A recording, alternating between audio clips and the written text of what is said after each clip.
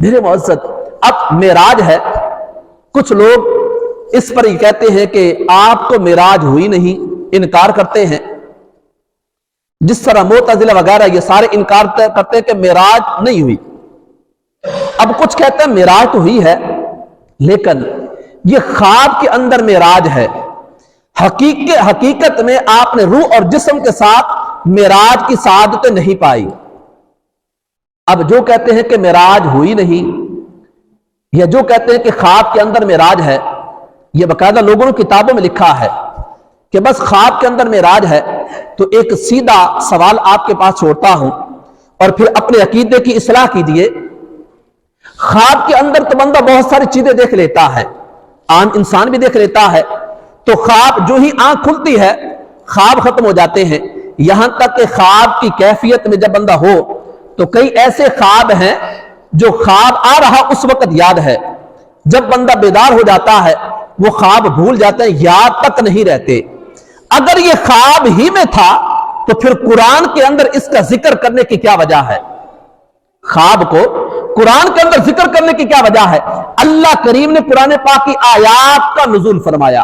اور آیات کے نزول کی اگر ترتیب کو دیکھا جائے تو پھر مزے کو بھی مزہ آ جاتا ہے۔ یہ ترتیب کیا ہے؟ سبحان الذی اسری بعبدہ لیلا من المسجد الحرام الى المسجد الاقصى الذي بارکنا حولہ لنریہ من آیاتنا انہ هو السمیع البصیر، کہ جب اللہ کریم نے معراج کا ذکر بیان کرنا چاہا، اس معراج کے موضوع کو بیان کرنا چاہا، تو سب سے پہلے آغاز ہوتا ہے سبحان سے، کہ پاک ہے وہ ذات۔ اب اس نے بہت ساری چیزوں کو رد کر دیا کہ انسان کہے گا یہ کیسے ہو سکتا ہے، یہ کیسے ممکن ہے کہ زمین سے مسجد حرام سے مسجد اقصی تک کا جو سفر ہے یہ ایک ماہ کی مسافت بنتی ہے، پھر مسجد اقصی سے پہلے اسمان تک جو سفر ہے یہ 500 سال کی مسافت ہے،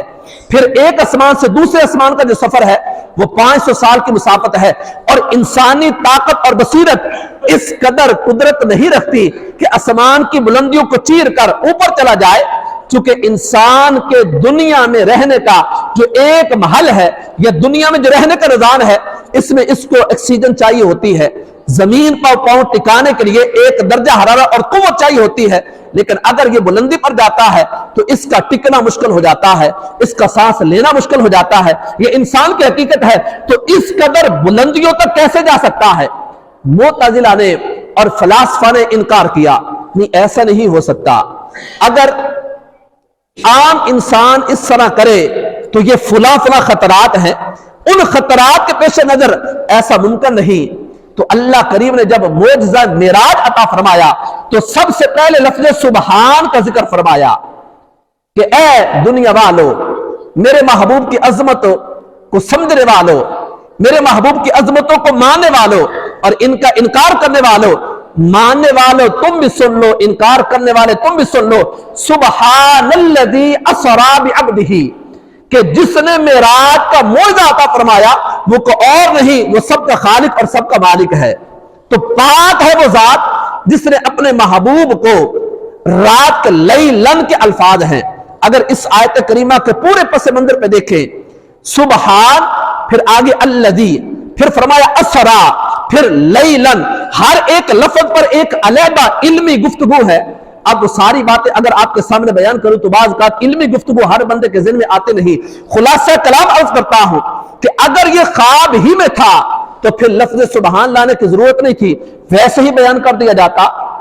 قرآن میں بیان کرنے کی ضرورت نہیں تھی، حدیث قدسی کے ذریعے بیان کر دیا جاتا۔ یاد رہے حدیث قدسی کیا ہوتی ہے؟ وہ فرمان تو اللہ جل مجدہ کا ہوتا ہے، لیکن جاری زبان نبوت پر کیا جاتا ہے، وہ قرآن ہی ہوتا، فرمان رب کا ہوتا ہے، لیکن قرآن کریم یہ اللہ کا کلام ہے۔ تو اللہ نے اپنے کلام کے اندر جہاں پہ معجزے کو بیان کرنا تھا تو فرمایا سبحان الذی اسری بعبدہ، پاک وہ ذات جس نے رات کے تھوڑے سے حصے میں سیر کروائی اپنے محبوب کو مسجد حرام سے مسجد اقصی تک۔ تو معراج کے واقعہ کے اندر بعض لوگوں نے سرے سے انکار کیا، وہ بھی گمراہیت کا شکار ہے، اور بعض نے کہا یہ صرف خواب کے اندر ہے۔ حقیقت میں معراج نہیں۔ تو قرآن پاک کی اس آیت کریمہ میں لفظ آیا بھی عبدہ، یاد رہے گرامر اٹھا لے، گرامر کو اصول اٹھا لے، جہاں پہ بھی عبدہ کا لفظ آتا ہے یہ روح مال جسد پر بولا جاتا ہے۔ میں ابتدائی طور پر بیان کر چکا کہ اللہ کریم نے اپنے محبوب کو 34 بار معراج کی سعادت عطا فرمائی، ان میں 33 بار آپ نے خواب کے اندر رب کا دیدار کیا، خواب کے اندر آپ نے معراج کی، اور ایک بار